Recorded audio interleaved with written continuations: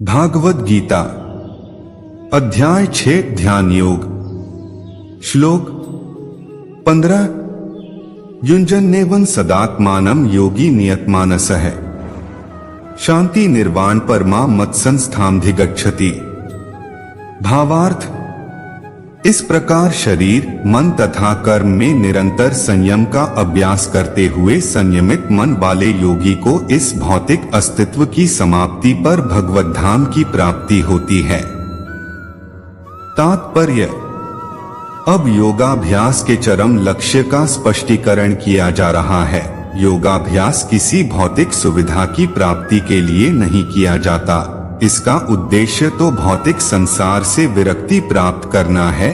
जो कोई इसके द्वारा स्वास्थ्य लाभ चाहता है या भौतिक सिद्धि प्राप्त करने का इच्छुक होता है, वह भगवद गीता के अनुसार योगी नहीं है।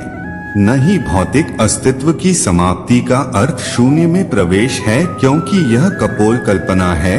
भगवान की सृष्टि में कहीं भी शून्य नहीं है।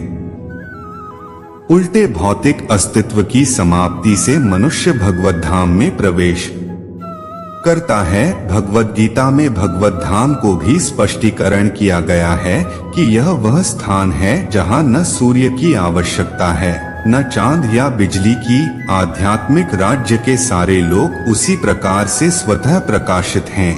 जिस प्रकार सूर्य द्वारा यह भौतिक आकाश, वैसे तो भगवत धाम सर्वत्र है, किंतु चिन्मय व्योम तथा उसके लोगों को ही परम धाम कहा जाता है।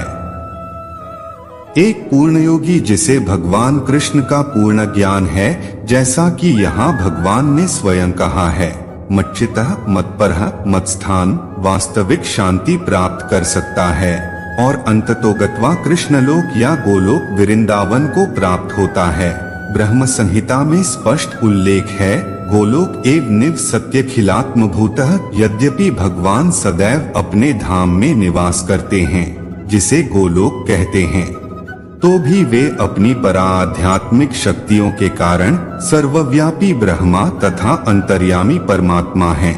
कोई भी कृष्ण तथा विष्णु रूप में उनके पूर्ण विस्तार को सही सी जाने बिना वैकुंठ में या भगवान के नित्य धाम गोलोक वृंदावन में प्रवेश नहीं कर सकता।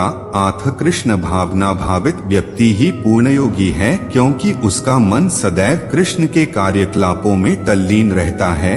सवै मनः कृष्णपदार विंदयोः। वेदों में श्रविता श्रवतर उपनिषद भी हम पाते हैं, तमेव विदित्वाति मृत्युमेति। केवल भगवान कृष्ण को जानने पर जन्म तथा मृत्यु के पथ को जीता जा सकता है।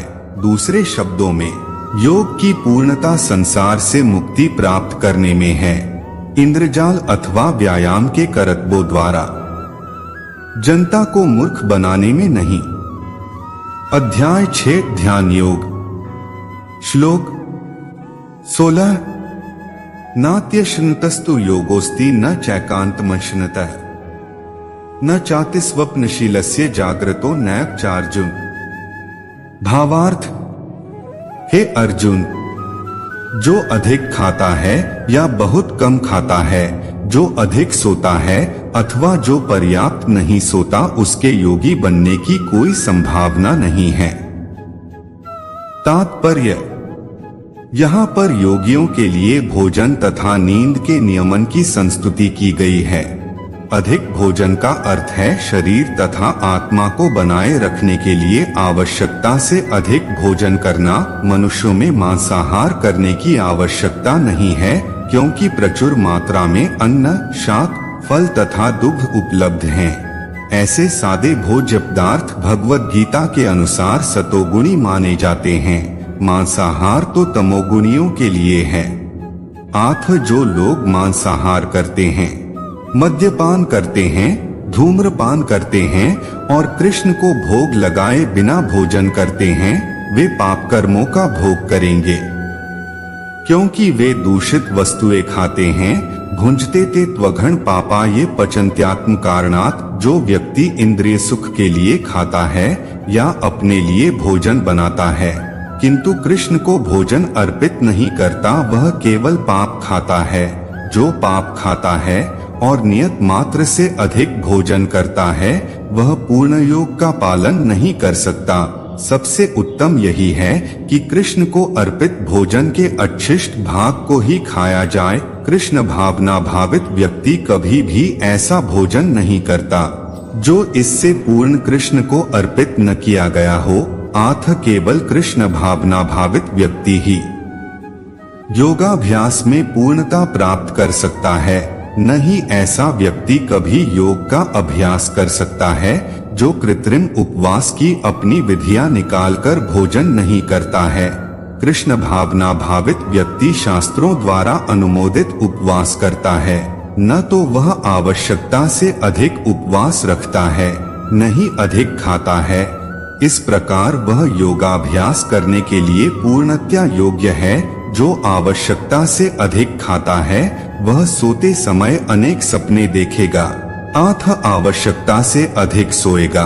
मनुष्य को प्रतिदिन 6 घंटे से अधिक नहीं सोना चाहिए। जो व्यक्ति 24 घंटों में से 6 घंटों से अधिक सोता है वह अवश्य ही तमोगुणी है। तमोगुणी व्यक्ति आलसी होता है और अधिक सोता है। ऐसा व्यक्ति योग नहीं साध सकता। अध्याय 6 ध्यान योग। श्लोक 17 युक्ताहार विहारस्य युक्त चेष्टस्य कर्मसु युक्त स्वप्नावबोधस्य योगो भवति दुःखः। भावार्थ, जो खाने सोने आमोद प्रमोद तथा काम करने की आदतों में नियमित रहता है वह योगाभ्यास द्वारा समस्त भौतिक क्लेशों को नष्ट कर सकता है। तात्पर्य, खाने सोने रक्षा करने तथा मैथुन करने में जो शरीर की आवश्यकताएं हैं अति करने से योगाभ्यास की प्रगति रुक जाती है।